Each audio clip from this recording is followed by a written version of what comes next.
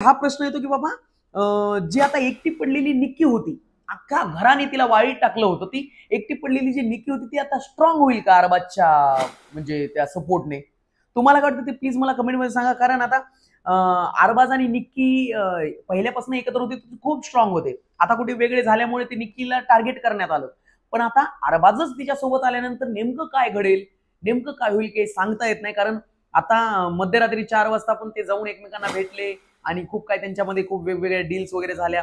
त्यांनी काय तो निर्णय घेतलेला आहे. आता जो सध्याचा जो प्रोमो आला, आज रात्रीचा जो एपिसोड आहे त्याच्यामध्ये पण असं दाखवण्यात आलंय की बाबा तो काहीतरी काचेवर अशी वाफ वगैरे झाली आणि त्यावर तो हार्ट वगैरे काढतोय, लव्ह यू, मिस यू वगैरे काहीतरी लिहितोय. तर ते सध्या त्यांचं प्रेमाचं वारं आय थिंक पुन्हा घरामध्ये चालू झालेलं आहे. बघू यांची लव्ह स्टोरी आता कुठपर्यंत जाते का, इथेच त्या स्टोरीला ब्रेक लागतो. कारण निकीला नॉमिनेट केलेलं आहे, त्यामुळे कदाचित ती घराच्या बाहेर जाते की राहते हे माहित नाहीये आपल्याला. जरी ती स्ट्रॉंग असली तरी प्रेक्षकांच्या